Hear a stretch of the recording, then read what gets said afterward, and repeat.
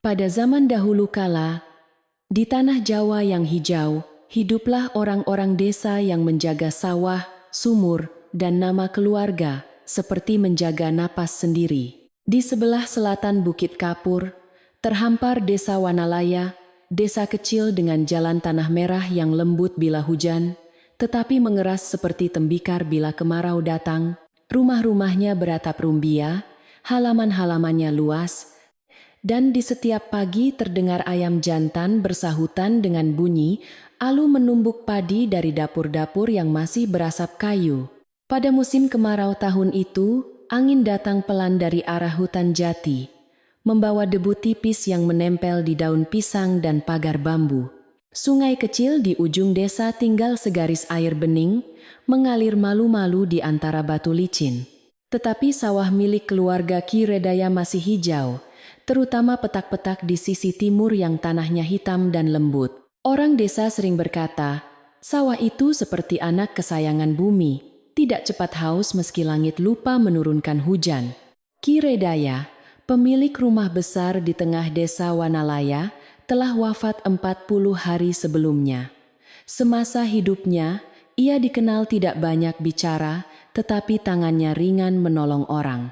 Rumahnya berdinding kayu nangka tua, dengan serambi lebar, dapur panjang, lumbung padi di sisi kanan, dan halaman belakang yang ditumbuhi pohon sukun. Di sudut paling belakang, dekat pagar hidup dari beluntas, ada sebuah sumur batu tua yang sejak lama disebut orang sebagai sumur kering. Sumur itu tidak pernah lagi dipakai untuk mencuci beras atau menyiram tanaman. Bibir batunya berlumut, talinya putus, dan kerekan kayunya mengeluarkan bunyi sendu bila tersentuh angin malam. Anak-anak desa dilarang bermain di dekatnya, bukan karena ada hantu, melainkan karena orang tua takut batu pinggirnya runtuh. Namun anehnya, rumput di sekeliling sumur tetap hijau, seolah tanah di sana menyimpan kesabaran yang tidak dimengerti oleh mata manusia.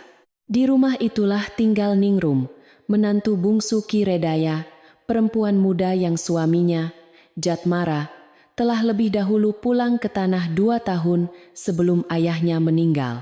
Ningrum tidak banyak bicara, wajahnya tenang seperti air tempayan pada pagi hari.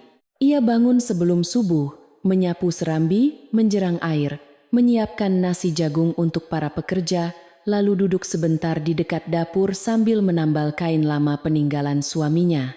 Orang menyebutnya halus, tetapi juga terlalu diam. Sesudah hari ke-40 lewat, anak-anak Ki Redaya mulai berkumpul di rumah utama. Rangga Pawitra datang dari rumahnya di sisi pasar dengan kain lurik baru dan suara yang terdengar mantap.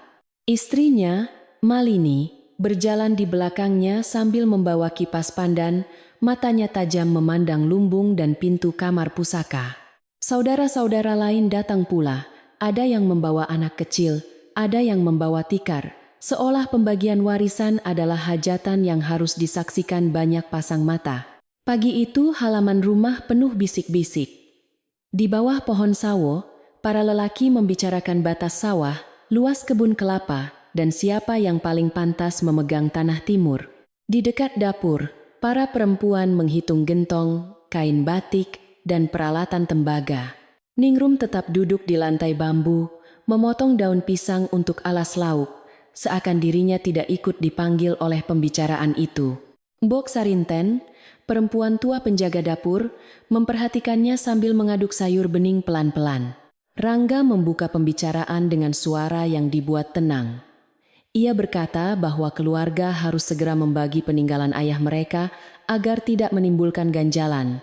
Sawah timur, menurutnya, sebaiknya diberikan kepada anak lelaki tertua karena membutuhkan pengawasan kuat. Kebun kelapa dapat dibagi kepada saudara lain, lumbung padi dipakai bersama sampai panen berikutnya. Malini mengangguk cepat, lalu berkata lembut tetapi menusuk, yang bukan darah asli keluarga, tentu sebaiknya menerima sekadarnya saja, supaya tidak memberatkan. Ucapan itu membuat beberapa orang menoleh kepada Ningrum. Ia menunduk, bukan karena takut, melainkan karena sedang meletakkan daun salam ke dalam panci, jari-jarinya tidak gemetar. Hanya matanya yang sejenak mengarah ke halaman belakang, ke tempat sumur tua berdiam di bawah bayang pohon sukun. Di dalam rumah, udara terasa lebih berat daripada siang kemarau. Juru tulis desa, Pakusada, duduk di dekat tiang tengah, menyiapkan daun lontar dan tinta hitam untuk mencatat keputusan keluarga. Satu demi satu saudara menyebut keinginan. Ada yang meminta petak sawah dekat parit karena tanahnya mudah ditanami padi. Ada yang meminta kebun kelapa sebab buahnya laku dijual ke pasar. Ada yang ingin kamar depan karena letaknya menghadap jalan desa. Rangga berkali-kali menyebut sawah timur dengan alasan menjaga nama ayahnya. Malini menambahkan bahwa mereka punya anak banyak, sehingga tanah subur lebih berguna di tangan mereka daripada dibiarkan kepada orang yang hidup sendiri. Ketika giliran Ningrum disebut, ruangan menjadi sunyi dengan cara yang tidak ramah. Pakusada mengangkat wajah, Rangga menyandarkan punggung. Malini tersenyum tipis. Ningrum membasuh tangannya, lalu duduk bersila di dekat pintu dapur. Suaranya pelan, tetapi cukup terdengar sampai serambi. Ia berkata, "Saya tidak meminta sawah timur, tidak meminta lumbung, tidak meminta kebun kelapa. Bila keluarga berkenan, berilah saya sumur kering di belakang rumah, beserta tanah kecil di sekelilingnya untuk saya rawat." Beberapa orang tertawa, mula-mula pelan, lalu lebih jelas. Seorang sepupu menutup mulutnya dengan kain, tetapi bahunya bergerak. Malini memandang Rangga seperti mendapat hiburan di tengah hari panas. Rangga berkata, "Sumur kering itu tidak memberi nasi, Ningrum. Jangan nanti kau menyesal lalu meminta bagian lain." Ningrum hanya menggeleng dan menjawab, "Yang saya minta hanya tempat yang dulu sering dilihat Jatmara ketika pulang dari sawah, biar saya menjaganya sebagai kenangan." Mbok Sarinten yang sejak tadi diam meletakkan sendok sayur di bibir periuk. Ia menatap Ningrum lama, lalu berkata satu kalimat saja, "Kenangan yang dijaga dengan hati bersih, tidak pernah benar-benar kering." Setelah itu ia kembali menutup periuk, seolah ucapannya hanya asap dapur yang naik sebentar, lalu hilang. Tetapi Pakusada menuliskan permintaan Ningrum dengan teliti. Rangga mengangkat bahu, sebab baginya sumur kering tidak sebanding dengan sawah timur yang sedang ia incar sejak lama. Menjelang siang, keputusan sementara mulai tersusun. Sawah timur jatuh ke tangan Rangga, meski beberapa saudara masih menyimpan iri. Kebun kelapa dibagi dua, lumbung padi akan dihitung lagi setelah panen, dan kamar depan tetap dipakai bersama sampai upacara tahunan keluarga selesai. Ningrum menerima sumur kering, tanah kecil di sekelilingnya, serta hak melewati lorong belakang menuju dapur. Orang-orang menganggapnya bagian paling tidak berguna, seperti pecahan tempayan yang diberikan agar tidak ada yang pulang tanpa apa-apa. Setelah semua orang bubar untuk makan, Ningrum membawa sepiring nasi, ikan asin, dan sambal terasi ke serambi belakang. Ia tidak makan di tengah keramaian. Dari tempat duduknya, ia melihat sumur tua itu tampak sendirian, lingkaran batu kelabunya separuh tertutup daun kering. Angin menggoyangkan tali ijuk yang putus, membuatnya bergerak seperti tangan yang ingin memanggil. Ningrum mengingat Jatmara pernah berdiri di sana pada senja terakhir sebelum sakitnya parah, memandang ke dalam sumur tanpa berkata apa-apa. Dulu, ketika Jatmara masih hidup, ia sering berjalan pelan ke halaman belakang setelah pulang dari sawah. Ia akan membasuh kaki di tempayan, lalu berdiri sebentar di dekat sumur kering, menaruh telapak tangan pada batu bibirnya. Ningrum pernah bertanya mengapa ia suka melihat tempat yang tidak lagi memberi air. Jatmara hanya tersenyum lemah dan berkata, "Ada hal tua yang lebih baik dijaga diam-diam, Ningrum, sampai waktunya sendiri mengetuk pintu rumah." Kenangan itu kembali seperti kabut tipis. Ningrum menelan nasi pelan-pelan, meski tenggorokannya terasa sempit. Ia bukan perempuan yang mengerti tipu daya tanah dan warisan, tetapi ia mengerti cara menjaga pesan orang yang dicintai. Sejak Jatmara wafat, ia menyimpan kain ikat kepala suaminya di peti kecil, bersama sehelai surat yang belum pernah berani ia buka. Surat itu diberikan pada malam hujan ketika napas Jatmara tinggal satu-satu dan ia berkata agar Ningrum membacanya hanya bila rumah mulai ribut. Di dalam rumah, suara Rangga terdengar besar bercampur dengan tawa beberapa lelaki. Malini berjalan dari kamar ke kamar, melihat lemari, gantungan kain, dan guci tua seperti orang menaksir harga barang di pasar. Ningrum tidak menegur. Ia mengumpulkan piring kotor, mencuci di sudut dapur, lalu menyapu jalan kecil menuju sumur. Debu kemarau terangkat pelan di bawah sapunya. Di antara retakan tanah, ia melihat sehelai rumput muda tumbuh tegak, hijau segar seperti baru saja disiram embun. Sore turun dengan warna tembaga. Orang-orang keluarga mulai pulang membawa kabar masing-masing, sementara beberapa tetangga berhenti di pagar untuk bertanya pura-pura santai. "Benarkah Ningrum hanya minta sumur mati?" bisik seorang perempuan kepada temannya. Yang lain menjawab, "Mungkin ia terlalu sedih sampai tidak tahu memilih." Ucapan itu sampai ke telinga Ningrum, tetapi ia hanya menjemur kain basah di tali belakang. Matanya tetap teduh, seolah ia sudah menutup pintu hati dari suara yang tidak perlu ditanggapi. Ketika langit mulai ungu, Bok Sarinten datang membawa lampu minyak. Ia berdiri di dekat Ningrum, memandang sumur tua yang dikelilingi daun sukun gugur. Keriput di wajahnya tampak dalam oleh cahaya senja. Ningrum bertanya pelan apakah ia bodoh karena meminta sumur yang tidak berguna. Bok Sarinten tidak langsung menjawab. Ia menyalakan lampu, lalu berkata, "Orang yang berebut tanah kadang lupa bertanya dari mana tanah itu minum." Sesudah itu ia masuk kembali ke dapur. Malam pertama setelah pembagian sementara terasa panjang.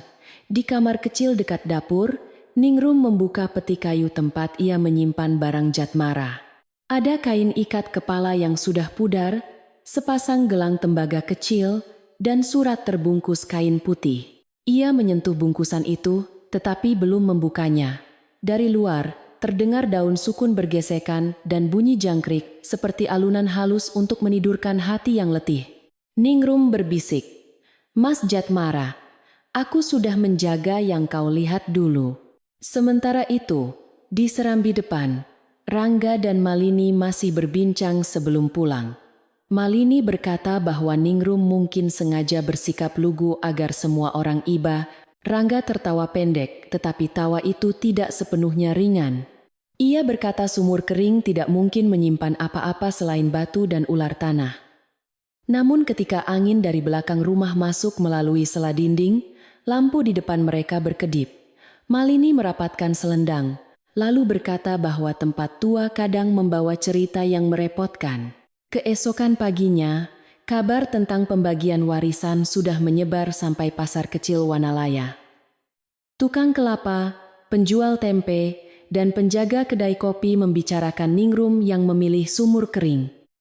Ada yang menertawakan, ada yang kasihan, ada pula yang diam karena pernah merasakan kebaikan Jatmara semasa hidup. Seorang petani tua berkata sambil mengikat karung, "Anak muda sekarang melihat sawah dari hijaunya saja, orang lama melihat tanah dari napasnya." Tetapi ucapannya segera tenggelam oleh tawar-menawar cabai. Di rumah Kirodaya, Ningrum mulai membersihkan sumur itu.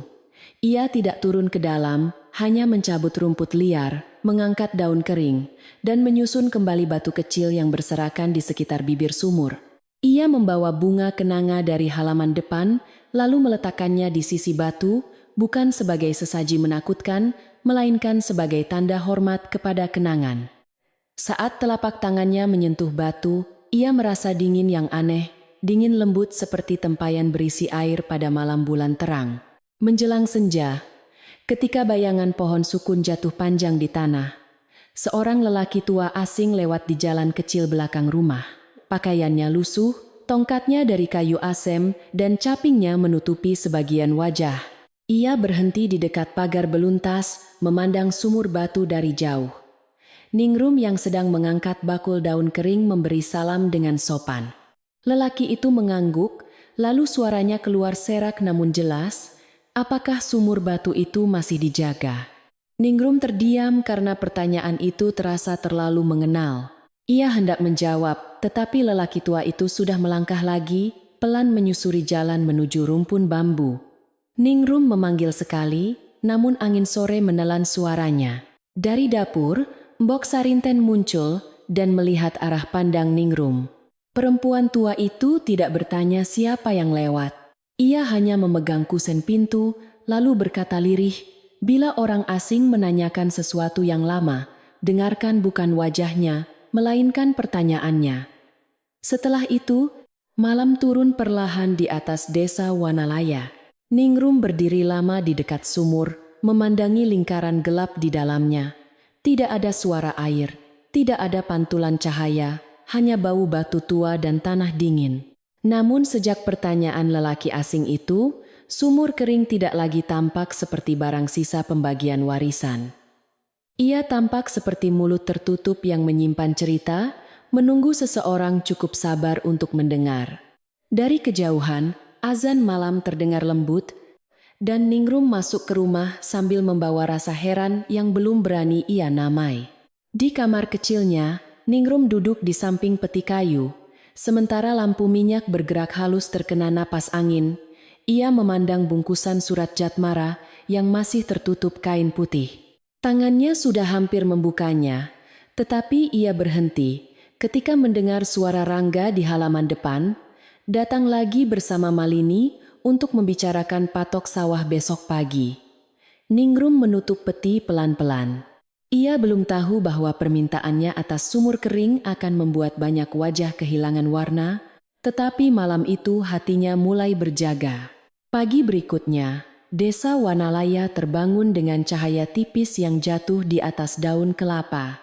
Embun tidak banyak, sebab kemarau masih menahan air di langit, tetapi udara sebelum matahari naik terasa cukup sejuk untuk membuat orang berjalan pelan ke sawah. Di rumah Kiredaya, Rangga datang lebih awal bersama 2 orang pengukur tanah. Ia membawa tongkat bambu, tali panjang, dan wajah yang dibuat sibuk, seakan seluruh warisan hanya dapat selamat bila berada di bawah perintahnya. Malini menyusul dari serambi depan sambil membawa bakul kecil berisi sirih. Ia tidak ikut mengukur, tetapi mulutnya bekerja lebih rajin daripada tangan siapapun. Kepada perempuan yang lewat membawa sayur, ia berkata bahwa Ningrum sungguh aneh karena meminta sumur kering, padahal semua orang tahu tanah belakang rumah itu dekat dapur dan lumbung. Perempuan diam kadang menyimpan hitungan panjang. Ucapnya lembut dan perempuan itu mengangguk bukan karena setuju, melainkan karena kabar seperti itu mudah terbawa angin. Ningrum mendengar suara Malini dari dekat tungku, tetapi ia tidak keluar. Ia sedang menanak nasi jagung dan merebus daun kelor untuk sarapan Mbok Sarinten. Di luar, langkah orang-orang terdengar bolak-balik seperti ayam mencari tempat bertelur. Sesekali Rangga menyebut batas tanah dengan suara keras, seolah ingin disaksikan dinding, pohon, dan langit. Ningrum hanya membalik kayu bakar, lalu berkata pelan kepada dirinya sendiri, "Yang menjadi bagianku sudah kuterima. Yang bukan milikku tidak akan kupanggil." Sesudah matahari meninggi, Rangga berjalan ke halaman belakang dan berdiri di dekat sumur kering. Ia memandang lingkaran batu itu dengan kening berkerut, bukan karena tertarik, melainkan karena heran melihat Ningrum telah membersihkannya. Daun-daun kering sudah disapu, batu kecil tersusun rapi, dan bunga kenanga diletakkan di bibir sumur. "Untuk apa dihias seperti tempat pengantin?" katanya setengah mengejek. Ningrum menjawab sambil menunduk, "Tempat tua juga senang bila tidak diperlakukan seperti sampah." Ucapan Ningrum membuat Rangga tertawa pendek. Ia berkata bahwa sumur itu sudah mati sejak ia masih kecil dan tidak ada gunanya selain tempat jatuhnya ranting. Malini yang berdiri di belakangnya menambahkan, "Jangan sampai nanti kau bilang sumur ini punya tanah lebih luas daripada yang tertulis." Ningrum tidak membalas. Ia hanya mengambil kendi kosong dan mengelap debu pada batu. Dari pintu dapur, Mbok Sarinten melihat semua itu.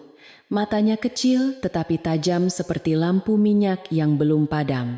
Siang itu, di warung kopi dekat pohon beringin, kabar tentang sumur kering makin ramai.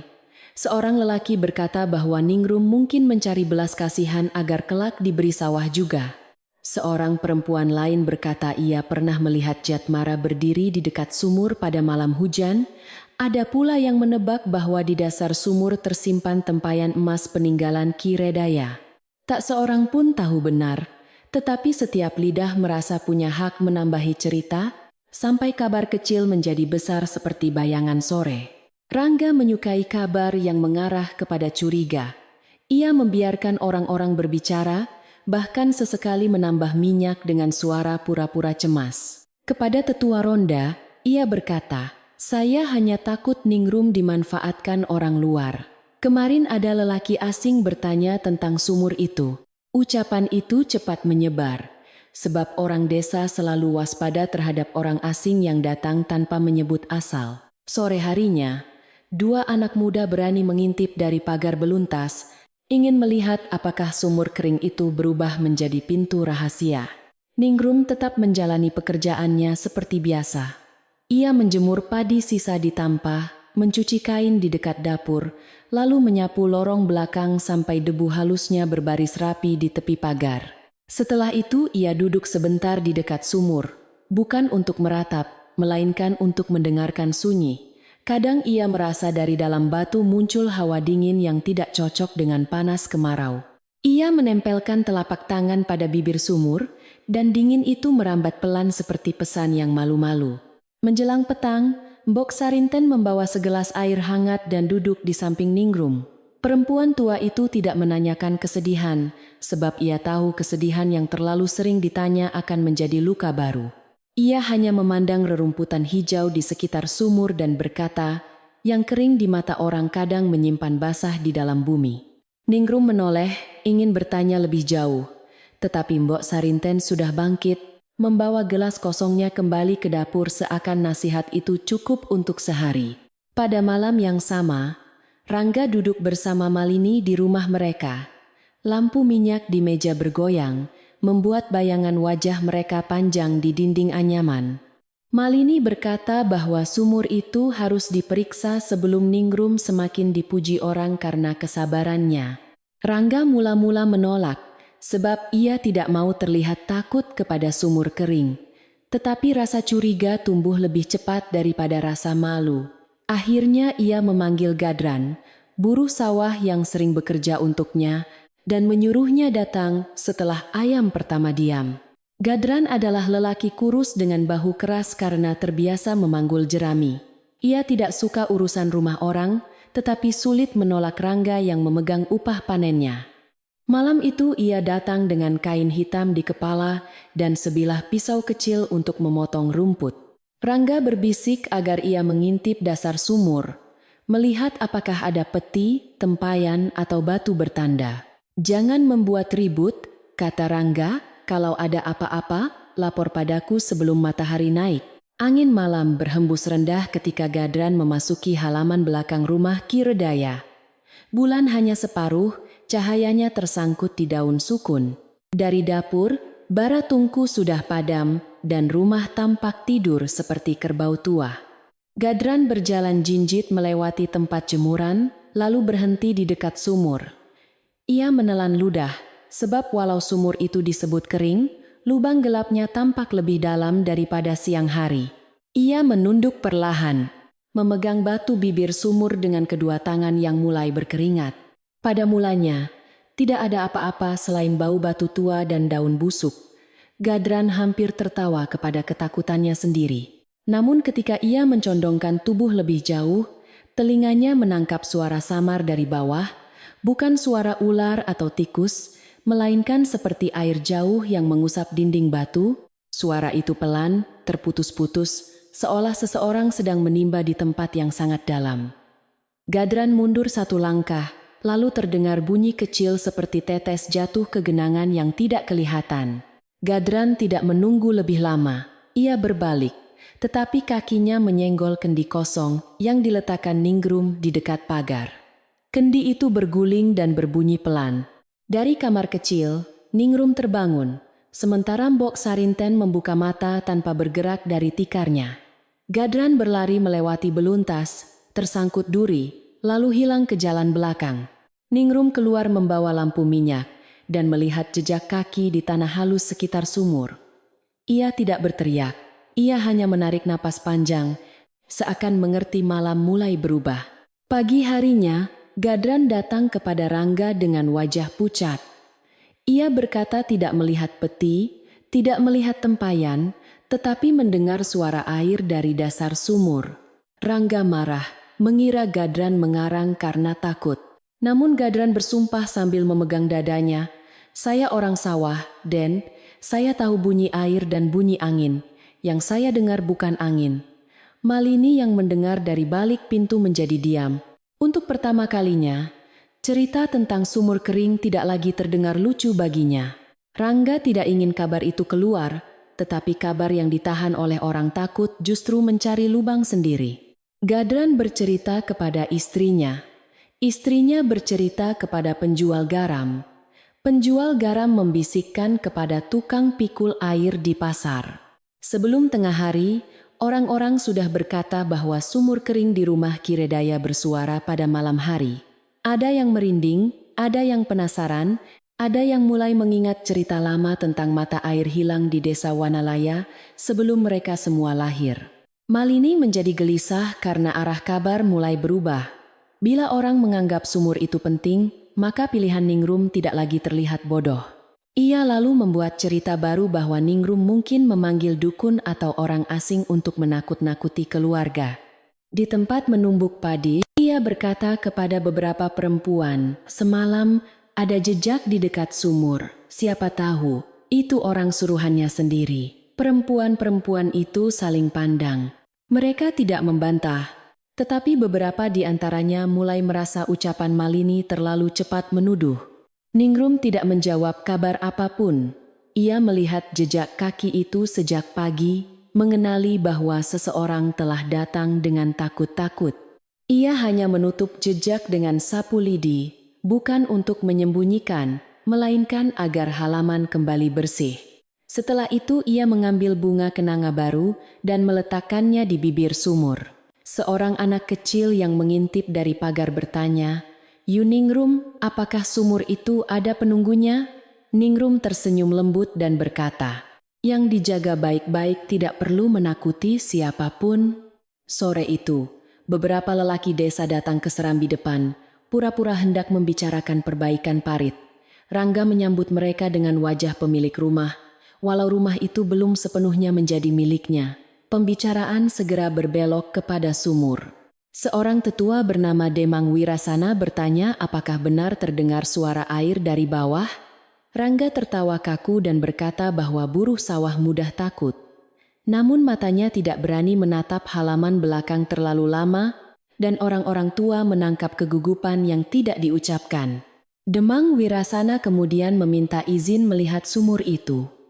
Rangga tidak dapat menolak karena terlalu banyak mata menunggu. Mereka berjalan bersama ke belakang rumah, melewati dapur tempat Mbok Sarinten sedang menampi beras. Ningrum berdiri di sisi sumur dengan selendang sederhana, memberi salam kepada para tamu. Demang Wirasana memegang batu bibir sumur dan terdiam sebentar. Batu itu dingin meski matahari baru saja turun dari kepala. Ia berkata pelan, "Aneh. Batu yang mati biasanya panas di musim seperti ini." Ucapan itu membuat orang-orang saling berbisik. Rangga cepat-cepat berkata bahwa sumur terletak di bawah pohon sukun, tentu saja lebih teduh. Demang Wirasana tidak membantah, tetapi ia melihat pohon lain di halaman yang daunnya layu, sementara rumput dekat sumur tetap segar. Ningrum menunduk, tidak ingin tampak gembira atas keheranan orang. Mbok Sarinten dari pintu dapur berkata satu kalimat. "Daun tahu dari mana akarnya minum, walau manusia sibuk menebak dari atas tanah." Malam berikutnya, Rangga tidak bisa tidur nyenyak. Ia teringat ucapan Demang Wirasana dan wajah pucat Gadran. Di telinganya, suara air yang belum pernah ia dengar sendiri seolah mulai mengalir. Malini juga gelisah, tetapi ia menutupinya dengan kemarahan. Ia berkata bahwa besok mereka harus meminta Pakusada memeriksa catatan warisan, memastikan tanah sumur tidak melebar. Rangga mengangguk, sebab bila sumur itu ternyata punya nilai, Ia tidak rela bagian paling aneh jatuh kepada Ningrum yang selama ini dianggap mudah disisihkan. Di kamar kecil dekat dapur, Ningrum akhirnya mengeluarkan peti kayu peninggalan Jatmara. Lampu minyak diletakkan dekat lututnya. Ia menyentuh bungkusan surat dengan tangan yang lebih berani daripada malam sebelumnya. Tetapi ketika kain putih hampir terbuka, terdengar ketukan pelan di pintu. Mbok Sarinten masuk membawa semangkuk bubur kacang hijau. Ia melihat surat itu, lalu tidak bertanya. Ia hanya berkata, "Jangan membuka pesan karena takut, bukalah ketika hatimu siap melihat jalan." Ningrum menutup kembali bungkusan itu. Hari-hari setelahnya berjalan seperti kain yang ditarik pelan dari gulungan. Kabar tentang sumur kering makin luas, melewati batas desa Wanalaya sampai ke dusun kecil di seberang parit. Orang-orang datang dengan alasan membeli kelapa, mengantar beras, atau menanyakan kabar keluarga, tetapi mata mereka selalu menuju halaman belakang. Ningrum tetap menyambut dengan sopan, memberi air minum dari tempayan dapur, dan tidak pernah mengajak siapapun percaya. Semakin ia diam, semakin orang merasa ada sesuatu yang dalam di balik diamnya. Rangga mulai merasa kehilangan kendali atas cerita yang semula ia arahkan sendiri. Ia ingin orang menertawakan Ningrum, bukan mengaguminya. Ia ingin sumur itu menjadi bukti kebodohan, bukan sumber rasa penasaran. Maka ia memanggil beberapa saudara dan berkata bahwa keluarga harus membatasi langkah Ningrum di sekitar rumah utama. Ia hanya mendapat sumur, bukan seluruh halaman, katanya. Namun seorang adik sepupu menjawab hati-hati bahwa jalan ke sumur memang melewati dapur, dan dapur sejak dulu dirawat Ningrum tanpa meminta upah. Perdebatan kecil itu terdengar sampai ke belakang. Ningrum sedang mencuci periuk, dan tangannya berhenti sejenak ketika namanya disebut. Ada rasa perih, tetapi tidak setajam dulu. Ia mulai memahami bahwa keserakahan tidak selalu berteriak. Kadang ia memakai kata aturan, garis, dan hak. Ia membilas periuk sampai bersih, lalu menaruhnya terbalik di rak bambu. Di dekat pintu, Mbok Sarinten berkata lirih, "Jangan takut pada suara keras, takutlah bila hatimu sendiri mulai ikut keras." Menjelang akhir pekan, Pak Kusada datang membawa gulungan catatan lama untuk memenuhi permintaan Rangga. Di serambi depan, ia membaca batas-batas tanah dengan suara datar, tetapi beberapa bagian terlihat pudar terkena lembab. Nama sumur tidak tertulis jelas, hanya disebut tanah belakang dengan batu tua sebagai tanda. Rangga segera berkata bahwa tanda itu tidak berarti apa-apa. Pak Kusada menggeleng pelan dan menjawab bahwa tanda lama tidak boleh dihapus hanya karena tinta baru lebih mudah dibaca. Malini menggigit bibir, menahan kesal. Sore itu, setelah Pak Kusada pulang, Ningrum berjalan ke sumur membawa lampu kecil. Langit kemerahan dan burung-burung kembali ke rumpun bambu seperti butir-butir gelap. Ia berdiri di bibir sumur, memejamkan mata, lalu mendengar sesuatu yang sangat halus dari dalam. Bukan suara jelas, bukan pula khayalan yang mudah ditolak. Seperti napas air yang jauh, sabar menunggu batu penutupnya disentuh. Ningrum membuka mata perlahan, dan untuk pertama kalinya, ia merasa permintaan kecilnya telah membawanya ke ambang rahasia besar. Pada malamnya, ia tidak membuka surat Jatmara, tetapi ia meletakkannya di samping bantal. Di luar, orang-orang masih membicarakan sumur itu di beranda rumah masing-masing. Rangga menyusun cara baru untuk mengambil kembali kendali. Malini menyiapkan kata-kata yang lebih tajam, sementara Mbok Sarinten menjaga tungku sampai bara terakhir padam. Desa Wanalaya tidur dengan telinga setengah terbuka. Di halaman belakang rumah Ki Redaya, sumur kering tetap gelap, tetapi gelapnya kini terasa seperti pintu yang belum diizinkan terbuka. Fajar berikutnya turun pelan seperti kain putih yang dibentangkan di atas atap rumbia. Ningrum bangun sebelum ayam jantan kedua bersuara, menyapu dapur, lalu berjalan ke halaman belakang dengan kendi kosong di tangan. Tanah dekat sumur terasa lebih dingin daripada kemarin, bahkan embun kecil tampak menempel di ujung rumput, meski bagian halaman lain kering berdebu. Ia berjongkok, menyentuh tanah itu dengan dua jari, lalu menarik napas panjang karena dinginnya seperti datang dari bawah. bukan dari udara pagi. Di dekat pagar beluntas, batang bambu tua yang selama ini miring ke arah sumur masih berdiri hijau. Daun-daunnya tidak menggulung, tidak menguning, seolah kemarau tidak pernah berani menyentuhnya. Ningrum mengingat sawah-sawah di utara desa mulai pecah, parit kecil tinggal lumpur, dan tempayan orang-orang mulai kosong sebelum tengah hari. Tetapi di tempat ini, tanah tetap menyimpan kesejukan yang diam.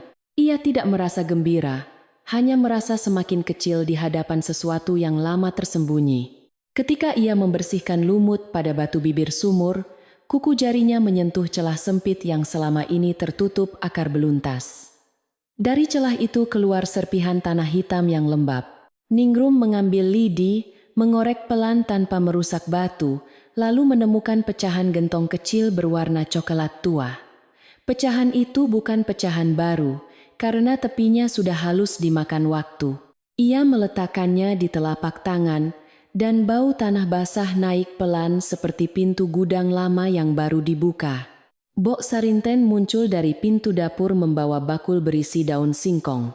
Ia tidak mendekat terlalu cepat, hanya berdiri sambil memperhatikan pecahan gentong di tangan Ningrum. Wajah tuanya tidak tampak terkejut, tetapi matanya meredup seperti orang yang mengingat masa jauh. Ningrum bertanya apakah ia pernah melihat benda seperti itu.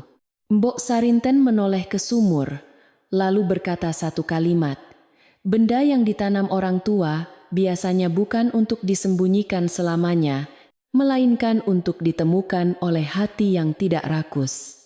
Ucapan itu membuat Ningrum tidak berani membuang pecahan tersebut. Ia membungkusnya dengan kain bekas, lalu menyimpannya di dekat peti kayu jatmara. Sepanjang pagi ia bekerja seperti biasa. Tetapi pikirannya kembali ke celah batu itu berkali-kali. Saat menampi beras, ia mendengar suara butir padi jatuh seperti tetes air di dasar tempayan. Saat menyalakan tungku, ia mencium asap kayu bercampur bau tanah lembab. Semua hal kecil tiba-tiba terasa menunjuk ke halaman belakang. Sementara itu, Rangga semakin sibuk mengatur sawah timur. Ia menyuruh orang menajamkan patok, membersihkan pematang, dan menandai batas baru dengan cabang randu. Beberapa pekerja mengikuti saja karena tidak mau mencampuri urusan keluarga Kiredaya. Namun seorang lelaki tua yang lewat berhenti sebentar, melihat patok itu miring dari jalur lama. Ia tidak berkata banyak, hanya menggumam bahwa tanah tua punya ingatan. Rangga mendengar gumaman itu dan segera memerintahkan pekerja bergerak lebih cepat. Di pasar, Malini kembali menabur kata-kata halus yang membuat orang gelisah. Ia berkata bahwa sejak Ningrum memegang sumur, suasana rumah menjadi aneh, buruh sawah ketakutan, dan lelaki asing mulai muncul. Ia tidak menyebut tuduhan dengan jelas, tetapi cukup meninggalkan bayangan buruk di benak pendengar. Seorang penjual kunyit bertanya, apakah Ningrum pernah mengambil barang keluarga? Malini menghela napas, lalu menjawab, orang yang diam tidak selalu kosong tangannya, dan kalimat itu segera berpindah dari mulut ke mulut. Menjelang siang, Ningrum kembali ke sumur dengan seikat lidi lebih kuat. Ia tidak berniat menggali dalam, hanya ingin membersihkan akar yang menutup celah batu. Ketika akar itu terangkat, terlihat ruang kecil sebesar mangkuk di balik susunan batu. Di dalamnya ada tanah hitam, serpihan kain yang hampir hancur, dan benda bundar berwarna gelap. Ningrum mengambilnya dengan hati-hati. Setelah dibasuh sedikit, benda itu tampak seperti cincin tembaga tua, ringan namun terasa hangat di genggaman. Cincin itu tidak indah seperti perhiasan pengantin. Bentuknya sederhana, pinggirnya kasar, tetapi di sisi dalamnya ada ukiran kecil yang masih dapat dibaca bila terkena cahaya. Ningrum membawa cincin itu ke dekat pintu dapur, menahannya di bawah matahari, lalu mengeja perlahan tulisan yang muncul di tembaga kusam. Ada dua kata yang membuat dadanya bergetar tanpa ia mengerti sebabnya. Sendang Wening. Nama itu terasa bukan nama manusia, bukan pula nama barang, melainkan nama air yang pernah hidup. Ningrum teringat Jatmara pernah menyebut kata Wening saat demam menjelang wafatnya. Waktu itu ia mengira suaminya hanya meracau, meminta air bening untuk membasahi bibir. Kini kata itu kembali pada cincin tembaga dari celah sumur kering. Ia duduk di lantai dapur, memegang cincin tersebut dengan kedua tangan, dan rasa takutnya bercampur rasa hormat. Ia belum tahu apakah benda itu membawa berkah atau kesusahan, tetapi ia tahu sesuatu yang lama telah mulai menampakkan ujungnya. Mbok Sarinten masuk ke dapur dan melihat cincin itu di pangkuan Ningrum. Perempuan tua itu berhenti sejenak, seolah langkahnya tertahan oleh ingatan yang datang tiba-tiba. Namun ia tetap tidak menjelaskan. Ia hanya mengambil kendi, menuang air ke cawan, lalu berkata, "Nama lama jangan disebut sembarangan sebelum orang yang tepat ikut mendengarnya." Ningrum memandangnya dengan harap, tetapi Mbok Sarinten sudah menunduk menyiangi daun, memberi tanda bahwa pintu cerita belum waktunya dibuka. Sore itu, seorang anak kecil melihat cincin tembaga ketika Ningrum mencucinya di dekat tempayan. Anak itu berlari pulang dan bercerita kepada ibunya bahwa menantu Jatmara menemukan cincin dari sumur kering. Ibunya bercerita kepada tetangga. Tetangga bercerita kepada suaminya, dan sebelum lampu-lampu minyak dinyalakan, kabar itu telah tiba di telinga Rangga. Bagi orang lain, cincin mungkin hanya benda tua. Bagi Rangga, benda tua di tangan Ningrum terasa seperti duri yang tumbuh di bawah tikarnya. Rangga datang ke rumah utama saat malam baru turun. Langkahnya keras diserambi, dan Malini mengikutinya dengan wajah tegang. Ningrum sedang menutup periuk nasi ketika mereka masuk tanpa menunggu dipersilakan. Rangga meminta melihat benda yang ditemukan di sumur. Ningrum mengambil kain pembungkus dan menyerahkannya dengan sopan. Ketika cincin tembaga itu tampak di bawah cahaya lampu, Rangga meraih terlalu cepat. Ia membaliknya, melihat ukiran, lalu wajahnya berubah sedikit meski ia segera menutupinya dengan kemarahan. "Ini pusaka keluarga, bukan barang milikmu," kata Rangga dengan suara meninggi. Ningrum menunduk dan menjawab bahwa ia hanya menemukan benda itu di celah batu sumur yang telah diberikan kepadanya. Malini segera menyambung, "Justru karena itulah kami khawatir. Siapa tahu kau sudah lama tahu ada barang tersembunyi di sana." Kata-kata itu membuat udara dapur menjadi kaku. Di sudut ruangan, Mbok Sarinten memegang sendok kayu tanpa bergerak, matanya menatap Rangga seperti menatap api yang hampir menjilat jerami. Rangga menuduh Ningrum menyimpan harta peninggalan ayah mereka. Ia berkata mungkin masih ada tempayan emas, surat tanah, atau pusaka lain di dasar sumur. Ningrum tidak membantah dengan suara keras. Ia hanya meminta cincin itu tidak dibawa pergi sebelum Demang Wirasana dan Pakusada melihatnya. Rangga tertawa kasar, berkata bahwa menantu tidak berhak memanggil tetua untuk urusan keluarga inti. Ningrum mengangkat wajah perlahan dan berkata, "Bila yang ditemukan menyangkut nama orang tua, sebaiknya nama itu tidak diputuskan dalam gelap." Ucapan Ningrum membuat Malini tersinggung.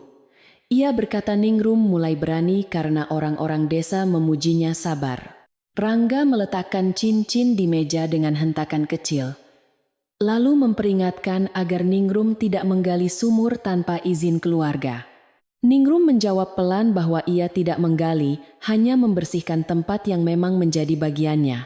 Ketegangan itu hampir pecah menjadi pertengkaran panjang, tetapi Mbok Sarinten akhirnya berkata satu kalimat, "Barang lama tidak akan patuh kepada tangan yang hanya ingin merebut." Rangga memandang Mbok Sarinten dengan kesal, namun ia tidak berani membentak perempuan tua itu, karena semua orang tahu ia telah lama mengabdi sejak masa Kiredaya muda. Ia mengambil cincin lagi, tetapi Ningrum menahan kain pembungkusnya. Tidak dengan kasar, hanya dengan kedua tangan yang tenang. Mereka saling memandang beberapa napas. Akhirnya Rangga melepaskan benda itu dan berkata bahwa esok pagi ia akan memanggil saudara-saudara untuk memeriksa sumur. Ia pergi dengan langkah panas, sementara Malini menoleh tajam sebelum keluar. Malam itu Ningrum tidak dapat tidur. Ia duduk di dekat peti kayu Jatmara, cincin tembaga terbungkus kain di depannya. Hujan tidak turun, tetapi dari jauh terdengar guruh kecil seperti gerobak berjalan di langit. Ia membuka peti dan mengangkat surat yang selama ini belum dibaca. Kain putih pembungkusnya sudah menguning di tepi, tetapi simpulnya masih kuat. Ningrum memegangnya lama, mengingat suara Jatmara yang lemah ketika menitipkan pesan itu padanya. Akhirnya ia membuka simpul kain dengan tangan gemetar. Di dalamnya ada lembaran kertas tua dilipat 3, berbau minyak kelapa dan kayu cendana. Ningrum tidak langsung membaca seluruhnya, sebab matanya basah sebelum huruf-huruf itu jelas. Di baris pertama, tertulis nama Jatmara dan namanya sendiri. Di bawahnya ada kalimat pendek yang membuat dadanya seperti diketuk dari dalam. Bila rumah ayahku ribut karena tanah, jangan cari tanahnya dahulu, carilah air yang membuat tanah itu hidup. Ningrum berhenti membaca. Ia menutup mata, menahan napas agar tidak menangis terlalu keras. Surat itu seperti suara Jatmara kembali dari masa sakitnya, bukan untuk memanjakan kesedihan, tetapi untuk menuntunnya berdiri. Ia membaca beberapa baris lagi, cukup untuk memahami bahwa pesan itu tidak boleh disimpan sendiri. Ada nama Pakusada disebut di sana, juga perintah agar surat dibacakan di hadapan tetua bila orang-orang mulai memindahkan batas. Namun bagian terdalam surat masih ia lipat kembali dengan hati-hati. Keesokan pagi, Rangga benar-benar memanggil saudara-saudara. Mereka datang dengan wajah ingin tahu, sebagian karena takut kehilangan bagian, sebagian karena penasaran pada cincin tembaga. Di serambi depan, Rangga berbicara keras bahwa Ningrum telah menemukan benda pusaka tanpa melapor sejak awal. Ningrum berdiri di dekat pintu dapur, membawa bungkusan kain dan wajah teduh. Pakusada belum datang, Demang Wirasana juga belum hadir. Orang-orang keluarga mulai saling berbisik, dan suara mereka seperti daun kering tersapu angin. Malini memperlihatkan pecahan gentong yang ia temukan setelah diam-diam memeriksa tempat Ningrum menyimpan kain pembungkus di dapur. Ia mengangkat pecahan itu seolah bukti kejahatan besar. "Lihatlah, bukan hanya cincin," katanya. "Ada wadah tua juga. Barangkali isi lain sudah dipindahkan." Ningrum terkejut bukan karena pecahan itu ditunjukkan, melainkan karena Malini telah masuk ke barangnya tanpa izin. Namun ia tetap tidak memarahi. Ia hanya berkata bahwa pecahan itu ditemukan bersama cincin dan ia belum menyembunyikan apapun. Beberapa saudara mulai ragu. Ada yang bertanya mengapa Ningrum tidak langsung memanggil keluarga ketika menemukan benda itu. Ada yang berkata sumur memang telah menjadi bagiannya, sehingga temuannya tidak salah. Rangga menekan pembicaraan dengan menyebut nama Ki Redaya berkali-kali, seolah almarhum pasti berdiri di pihaknya. Saat itu, dari halaman depan terdengar langkah lambat. Pakusada datang membawa tas kain berisi catatan, dan di belakangnya Demang Wirasana berjalan dengan tongkat. Keramaian serambi perlahan menjadi lebih tertib. Pakusada memeriksa cincin di bawah cahaya pagi. Ia menyipitkan mata, membaca ukiran sendang wening, lalu wajahnya menjadi serius. Demang Wirasana memegang pecahan gentong, mencium bau tanah yang masih melekat, dan berkata bahwa gentong seperti itu biasa dipakai untuk menyimpan tanda, bukan makanan. Rangga segera bertanya tanda apa yang dimaksud. Demang tidak langsung menjawab. Ia menoleh kepada Ningrum, lalu berkata bahwa bila ada surat dari Jatmara atau pesan Ki Redaya, sekarang saatnya mulai dibawa ke terang. Ningrum merasakan semua mata tertuju padanya. Di dalam dada, rasa takut dan ketenangan bertemu seperti dua aliran air. Ia masuk ke kamar kecil, mengambil surat Jatmara, lampu minyak kecil peninggalan suaminya, dan seutas tali ijuk yang dulu tergantung di dekat peti. Saat kembali, ia meletakkan semua benda itu di depan Pakusada. Rangga menatap tali ijuk dengan curiga. Malini memandang surat dengan bibir rapat. Ningrum berkata pelan, "Saya minta surat ini dibaca nanti, bukan oleh saya sendiri." Pakusada bertanya kapan surat itu ditinggalkan. Ningrum menjawab bahwa Jatmara memberikannya pada malam terakhir sebelum napasnya menjadi lemah, dan ia berpesan agar surat dibuka bila rumah mulai ribut karena tanah. Suasana serambi berubah. Orang-orang yang semula berbisik mulai diam, sebab nama orang yang sudah wafat selalu membuat lidah menjadi lebih berhati-hati. Rangga mencoba tertawa, tetapi suaranya pendek dan kering. Malini menunduk, tangannya meremas ujung selendang lebih keras daripada yang ia sadari. Demang Wirasana meminta semua orang tidak membuat keputusan tergesa-gesa. Ia berkata pemeriksaan sumur tidak boleh dilakukan dalam gaduh, karena benda lama mudah disalahartikan oleh hati panas. Rangga keberatan, mengatakan keluarga berhak tahu saat itu juga. Ningrum menunduk kepada Demang dan Pakusada, lalu menyampaikan permintaan yang telah ia pikirkan sejak malam. Ia meminta agar semua orang berkumpul pada malam Jumat Kliwon di halaman belakang, bersama tetua desa dan para saudara, supaya surat dan sumur disaksikan dalam satu waktu. Permintaan itu membuat Serambi kembali riuh. Ada yang takut mendengar nama malam Jumat Kliwon, ada yang justru semakin ingin datang. Rangga menganggap Ningrum sengaja membuat perkara menjadi tontonan desa. Ningrum menjawab dengan suara tetap lembut, karena kabar sudah menjadi milik banyak telinga, maka kebenaran juga sebaiknya tidak hanya tinggal di satu kamar. Kalimat itu membuat beberapa orang menunduk, sebab mereka tahu gosip telah mereka bawa sendiri jauh dari pagar rumah Ki Redaya.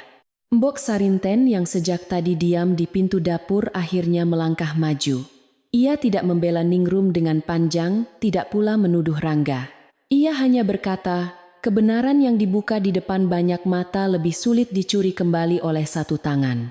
Setelah itu ia kembali ke dapur, tailikan ucapannya menggantung di udara.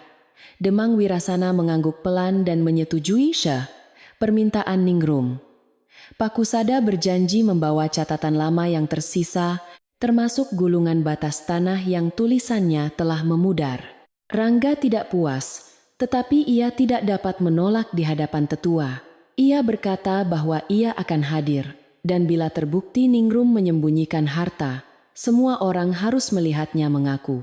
Malini segera mengangguk, walau wajahnya tidak setegas kata-kata suaminya, Ningrum hanya menunduk. Di dalam hatinya, ia tidak merasa menang. Ia malah merasa seperti orang berdiri di pinggir sungai gelap, mendengar arus di bawah, tahu bahwa begitu kaki melangkah, air akan membawa semua rahasia ke permukaan. Setelah orang-orang pergi, halaman rumah kembali sunyi, tetapi bukan sunyi yang sama. Sumur tua di belakang dapur tampak lebih gelap di bawah matahari sore, sementara rumput di sekitarnya bergerak meski angin hampir tidak ada. Ningrum duduk di dekatnya, meletakkan telapak tangan pada batu dingin. Ia tidak meminta sawah, tidak meminta emas, tidak meminta orang lain malu. Ia hanya berbisik, bila memang ada yang harus keluar dari dalam gelap, keluarlah tanpa merusak hati yang masih bisa baik. Malam menjelang Jumat Kliwon terasa lebih panjang daripada malam-malam sebelumnya.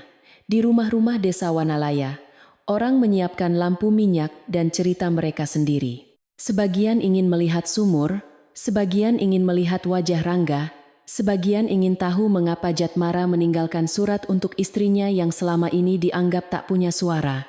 Ningrum menyiapkan lampu minyak, tali ijuk, cincin tembaga, pecahan gentong, dan surat Jatmara di atas kain putih. Dari dapur, Mbok Sarinten melihatnya dan berkata, "Bawalah hatimu lebih dulu daripada semua benda itu." Ketika bulan naik tipis di atas pohon sukun, Ningrum duduk seorang diri di ambang pintu belakang. Ia mendengar suara air lagi. Kali ini lebih jelas, seperti napas panjang dari dasar sumur yang sabar menunggu namanya dipanggil. Di kejauhan, anjing menggonggong sekali lalu diam. Dari arah jalan desa, bayangan orang-orang mulai bergerak menuju rumah Ki Redaya. Ningrum berdiri, merapikan selendangnya, dan membawa lampu minyak. Malam pembuktian belum tiba sepenuhnya, tetapi pintunya sudah terbuka perlahan. Malam Jumat Kliwon datang dengan langkah pelan, membawa angin dingin yang menyusup di antara dinding kayu rumah Ki Redaya. Di halaman belakang, lampu-lampu minyak digantung pada cabang pohon sukun dan tiang bambu. Cahayanya redup seperti kunang-kunang yang takut terbang jauh. Orang-orang desa berdiri melingkar, tidak terlalu dekat dengan sumur, tetapi juga tidak mau jauh. Ningrum duduk di dekat batu tua, memegang kain putih berisi surat, cincin tembaga, dan pecahan gentong kecil.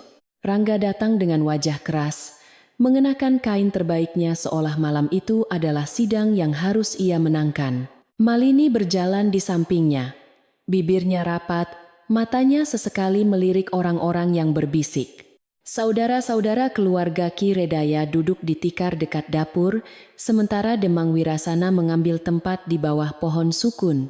Pakusada membuka tas kainnya, mengeluarkan catatan lama, pisau kecil untuk membuka ikatan lontar, dan sebatang pena bambu yang sudah banyak menulis keputusan desa. Mbok Sarinten berdiri di pintu dapur, tidak ikut duduk, seperti penjaga tungku yang menjaga hangat rumah dari belakang.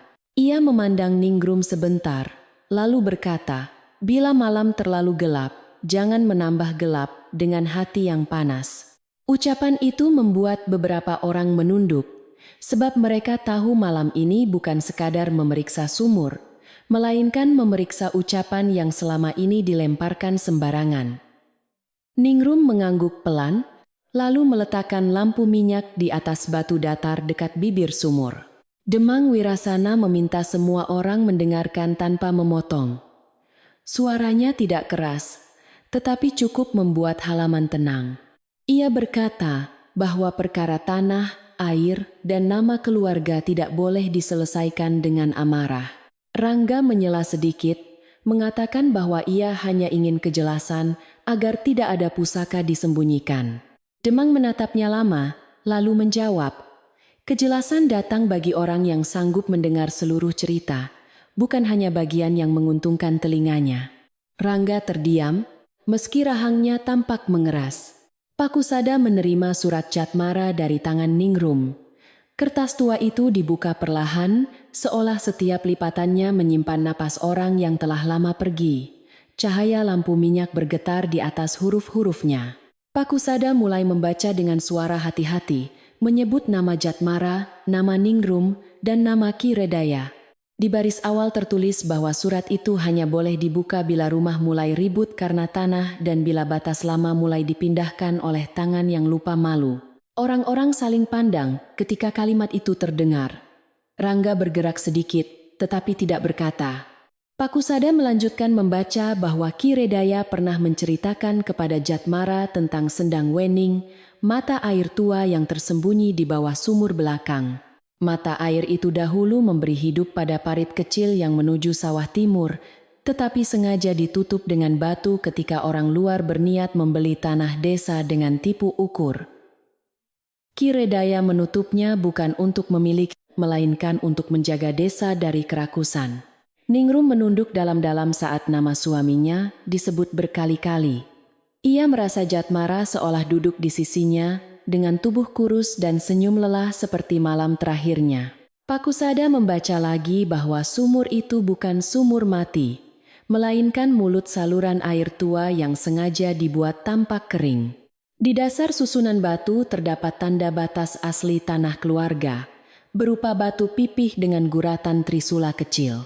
Siapapun yang menguasai sawah timur tanpa mengakui tanda itu, sesungguhnya telah menggeser warisan. Bisik-bisik mulai muncul, namun Demang mengangkat tangan, meminta tenang. Rangga tertawa pendek dan berkata bahwa surat orang sakit tidak bisa dijadikan bukti tanah. Suaranya terdengar yakin, tetapi matanya tidak lagi tenang. Pakusada membuka gulungan catatan lama dan menunjukkan bagian pudar yang menyebut batu tua di belakang rumah sebagai tanda asal parit. Ia berkata, tulisan ini tidak lengkap, tetapi cocok dengan surat Jatmara dan nama Sendang Wening pada cincin. Malini memandang cincin itu seperti melihat bara. Demang Wirasana meminta cincin tembaga diperlihatkan kepada semua saudara. Ningrum menyerahkannya tanpa ragu. Cincin itu berpindah dari tangan ke tangan kecil dan kusam, tetapi ukirannya jelas bila didekatkan ke lampu. Seorang paman tua berbisik bahwa ia pernah mendengar nama Sendang Wening dari ibunya ketika masih kecil, tetapi mengira itu hanya cerita peniduran anak. Mbok Sarinten memandang sumur, lalu berkata, "Cerita lama tidak mati hanya karena anak cucunya sibuk menghitung hasil panen." Setelah surat dan cincin diperiksa, Demang memerintahkan batu penutup di dalam sumur dilihat.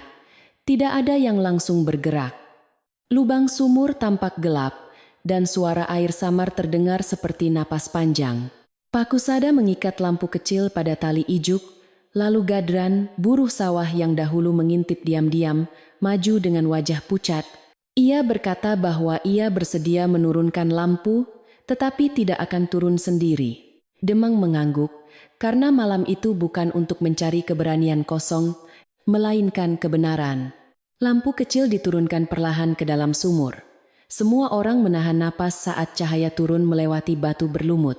Mula-mula hanya dinding gelap yang terlihat, lalu bayangan benda datar di dasar yang tidak terlalu dalam. Ketika lampu bergerak, tampak batu pipih menutup celah, dan di permukaannya ada guratan tua menyerupai trisula kecil. Dari sela batu itu terdengar suara air, lebih jelas daripada malam-malam sebelumnya. Beberapa perempuan menutup mulut, dan seorang anak bersembunyi di balik punggung ibunya. Wajah Rangga berubah pucat, tetapi ia cepat berkata bahwa tanda pada batu bisa saja dibuat siapapun. Pakusada menoleh kepadanya dan bertanya, siapa yang akan repot membuat tanda tua di dasar sumur kering hanya untuk menipu orang bertahun-tahun kemudian? Rangga tidak menjawab. Malini mencoba menolong dengan berkata bahwa tetap saja sawah timur sudah dibagi melalui kesepakatan keluarga. Demang menggeleng pelan dan berkata, kesepakatan yang berdiri di atas batas palsu tidak akan menjadi benar hanya karena ditulis cepat. Saat itulah seorang pekerja sawah bernama Lurahman maju dari kerumunan. Ia menunduk kepada Demang, lalu berkata bahwa beberapa hari lalu ia disuruh memindahkan patok di sawah timur lebih dekat ke parit lama. Ia mengaku tidak tahu bahwa itu salah, sebab Rangga berkata batas lama sudah tidak berlaku. Suasana halaman menjadi berat. Rangga memelototinya, tetapi Lurahman menunduk lebih dalam dan berkata, saya hanya buruh Den, tetapi malam ini saya takut bila air tua ikut mendengar dusta saya. Malini mencengkeram ujung selendangnya sampai buku jarinya memutih. Rangga berdiri, berkata bahwa buruh itu salah paham, bahwa pemindahan patok hanya untuk merapikan pematang. Namun Pakusada membuka catatan pengukuran yang dibuat beberapa hari sebelumnya, lalu membandingkannya dengan catatan lama. Perbedaan itu tidak besar bagi mata orang pasar, tetapi cukup untuk memindahkan parit kecil dari tanah bersama menjadi bagian sawah Rangga. Orang-orang desa mulai bergumam, bukan keras, tetapi seperti lebah yang terusik dari sarangnya. Demang Wirasana meminta dua pemuda mengangkat batu penutup dengan pengait bambu, tanpa merusak dinding sumur. Mereka bekerja pelan, dibantu Gadran yang kali ini tidak berlari. Ketika batu pipi bergeser sedikit, udara dingin naik dari dasar sumur, membawa bau air bersih dan tanah tua. Lalu terdengar gemuruh halus, bukan besar, tetapi cukup membuat semua orang tahu bahwa di bawah sana ada aliran yang lama tertahan. Ningrum memejamkan mata, menahan air mata yang akhirnya jatuh. Air pertama tidak langsung memancar, hanya merembes melalui celah batu seperti benang perak di bawah cahaya lampu. Tetapi suara itu membuat halaman belakang berubah. Sumur yang bertahun-tahun dianggap mati, tiba-tiba berbicara dengan bahasanya sendiri. Rumput di sekelilingnya bergerak, dan udara kemarau terasa lebih basah. Seorang perempuan tua berbisik bahwa Ki Redaya benar-benar menjaga napas desa. Seorang lelaki menunduk hormat ke arah sumur, bukan karena takut, melainkan karena merasa kecil di hadapan kesabaran bumi. Pakusada membaca bagian terakhir surat Jatmara. Di sana tertulis bahwa bila sendang Wening terbuka kembali, airnya tidak boleh menjadi milik satu orang, sebab sejak awal ia mengalir untuk keluarga dan desa. Jatmara meminta Ningrum menjaga sumur bukan untuk mengambil warisan lebih besar, melainkan agar sumber air tidak jatuh ke tangan yang hanya melihat tanah sebagai angka. Ketika kalimat itu selesai, banyak orang menoleh kepada Ningrum. Perempuan itu tetap duduk rendah, tidak tampak bangga, hanya tampak lega. Twist yang lembut namun tajam akhirnya terbuka. Ningrum memilih sumur bukan karena tahu ada emas, bukan karena ingin merebut tanah belakang, melainkan karena ia mengingat pesan suaminya tentang tempat yang harus dijaga saat rumah ribut. Ia sendiri bahkan belum membaca surat itu, sampai tanda-tanda memaksanya. Mbok Sarinten berkata pelan dari pintu dapur, orang yang benar-benar menjaga kadang tidak tahu berapa besar yang dijaganya. Kalimat itu membuat beberapa saudara menunduk malu kepada Ningrum. Rangga berdiri kaku, wajahnya kehilangan warna di bawah cahaya lampu. Ia tidak lagi terlihat seperti anak sulung yang mengatur warisan, melainkan seperti lelaki yang tertangkap memegang bayangan sendiri. Demang Wirasana tidak membentaknya. Ia hanya berkata bahwa batas sawah timur harus dikembalikan menurut tanda lama, dan parit dari Sendang Wening dicatat sebagai jalan air bersama. Rangga diminta menghentikan tuduhan kepada Ningrum dan meminta maaf di depan keluarga. Tidak ada cambuk, tidak ada pukulan, hanya malu yang berat. Untuk beberapa saat, Rangga tidak mengucapkan apa-apa. Malini menunduk, napasnya pendek, orang-orang menunggu, dan suara air dari dasar sumur terdengar lebih jelas daripada suara manusia. Akhirnya Rangga berkata pelan bahwa ia keliru membaca batas. Kata maafnya keluar kering, tetapi semua orang mendengarnya. Ningrum tidak membalas dengan celaan. Ia hanya menunduk dan berkata bahwa rumah almarhum Ki Redaya sebaiknya tidak lagi penuh kata yang saling melukai. Ucapan itu justru membuat Rangga tampak semakin kecil. Malini membuka mulut seolah hendak membantah, tetapi tatapan beberapa perempuan desa menghentikannya. Mereka yang dulu mendengar bisikannya kini melihat sendiri bahwa kata-kata itu tidak berdiri di tanah yang benar. Malini menunduk lebih dalam dan tidak berkata lagi. Demang memutuskan bahwa keesokan harinya patok sawah akan dipasang ulang bersama para saksi. Rangga harus membayar upah pekerja yang memindahkan dan mengembalikan patok. Ia juga diminta tidak mengganggu Ningrum merawat sumur dan tanah kecil di sekitarnya. Pakusada mencatat keputusan itu di bawah cahaya lampu minyak. Pena bambunya bergerak pelan, tetapi setiap goresan terasa seperti menutup pintu bagi kebohongan. Cincin tembaga Sendang Wening dikembalikan kepada Ningrum sebagai tanda penjaga sumur, bukan sebagai perhiasan. Pecahan gentong disimpan di rumah utama bersama catatan desa. Demang berkata bahwa benda-benda tua itu tidak perlu diperebutkan, sebab nilainya bukan untuk dijual, melainkan untuk mengingatkan anak cucu bahwa air lebih tua daripada ambisi manusia. Setelah keputusan dibuat, orang-orang tidak segera pulang. Mereka masih berdiri di sekitar sumur, mendengarkan air merembes seperti lagu rendah.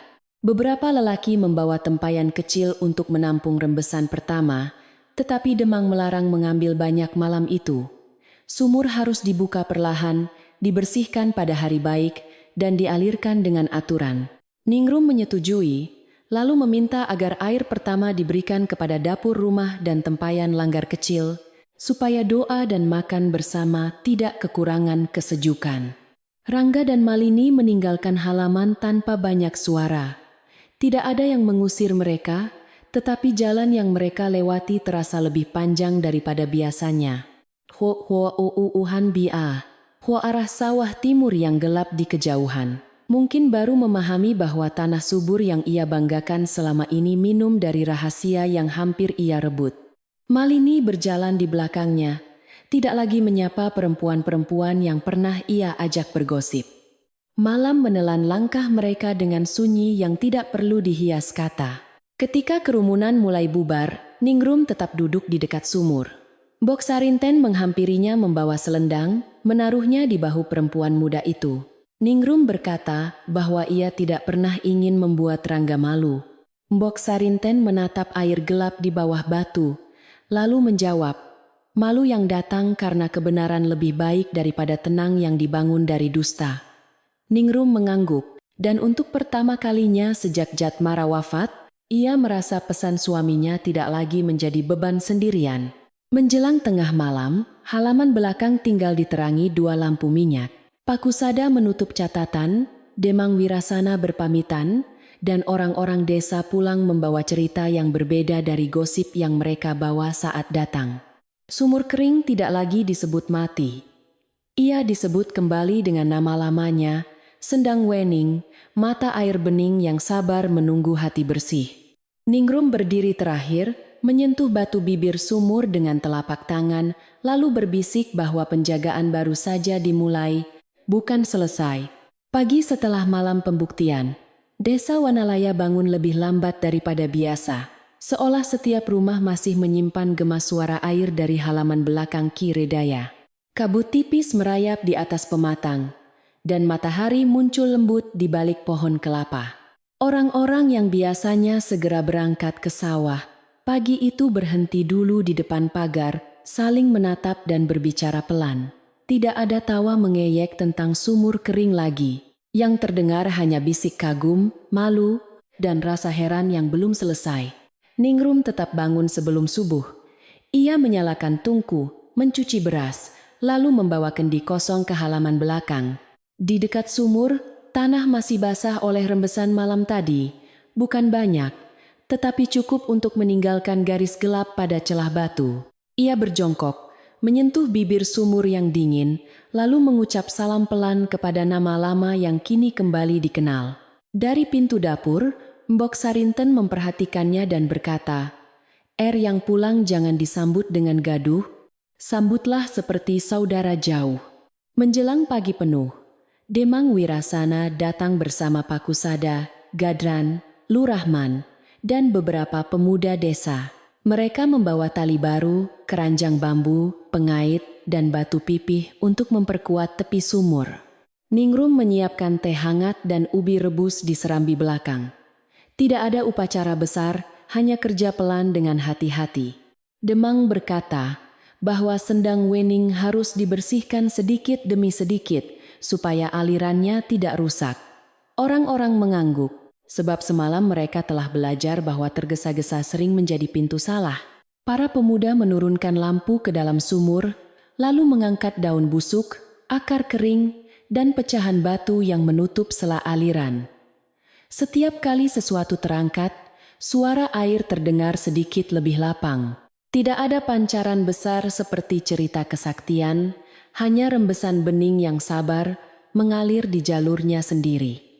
Ningrum berdiri di sisi sumur sambil memegang cincin tembaga sendang wening.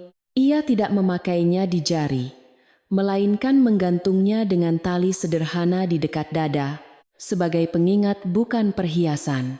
Ketika matahari naik, rangkaian parit tua mulai terlihat.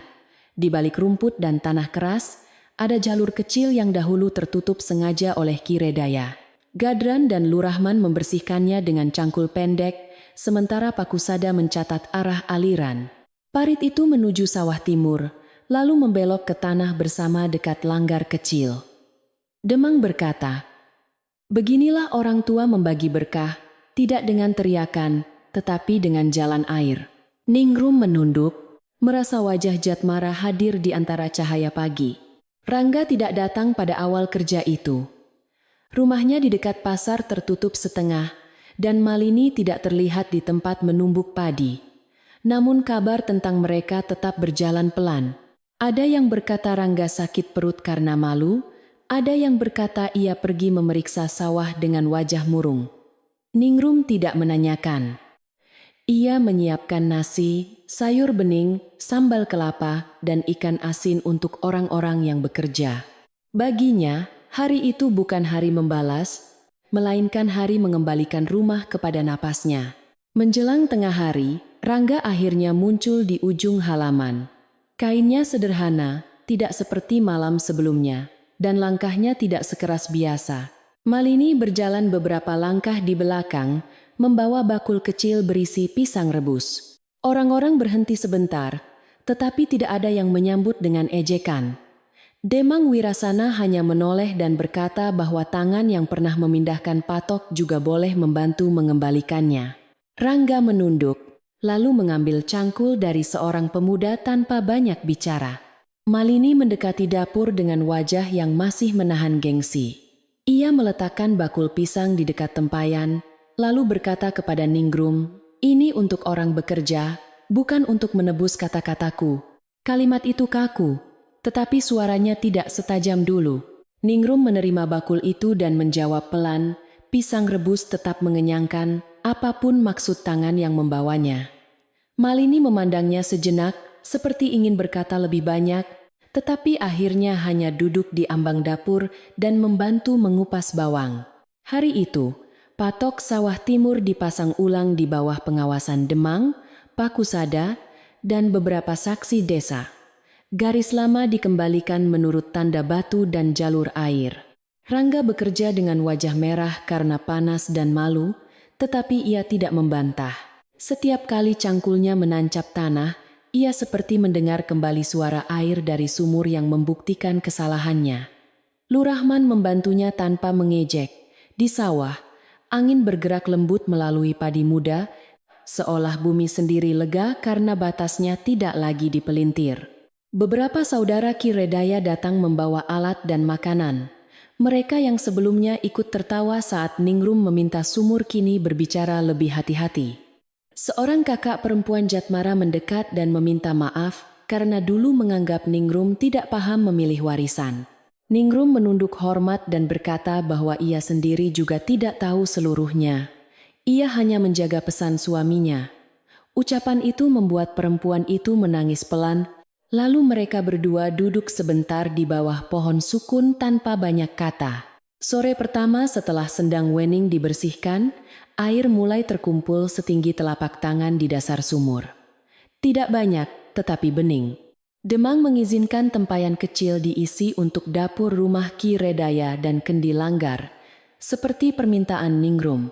Gadran menimba dengan tali baru, wajahnya berubah lembut ketika melihat air naik di dalam timba. Ia berkata, "Dulu saya lari karena takut, sekarang saya malu karena air ini ternyata hanya menunggu." Ningrum tersenyum dan menuang air itu ke tempayan dapur. Malamnya, rumah Ki Redaya terasa berbeda, bukan karena ada pesta, melainkan karena sunyi di dalamnya tidak lagi berat. Di dapur, nasi hangat mengepul, sayur kelor beraroma bawang, dan teh tubruk diseduh dalam poci tanah. Orang-orang yang bekerja sepanjang hari duduk di tikar belakang, makan bersama tanpa membicarakan warisan. Rangga duduk paling pinggir, Malini di dekat tiang, sementara Ningrum menyendokkan nasi untuk semua orang. Mbok Sarinten melihat pemandangan itu dan berkata, perut kenyang lebih mudah diajak berdamai. Setelah makan, Rangga mendekati Ningrum di dekat tempat mencuci piring. Ia berdiri agak lama sebelum bicara, seolah mencari kata yang tidak terlalu menyakitkan harga dirinya. Akhirnya ia berkata bahwa ia telah berbuat keliru dan membuat rumah ayahnya menjadi ramai oleh curiga. Ningrum membikago isaku, agogo itago, ia tidak memintanya bersujud, tidak pula mengulang kesalahannya. Ia hanya berkata, jagalah sawahmu dengan benar, Kak Rangga. Sebab air tidak suka melewati pematang yang dibangun dari rasa iri. Rangga mengangguk, dan kali ini anggukannya tidak dibuat-buat.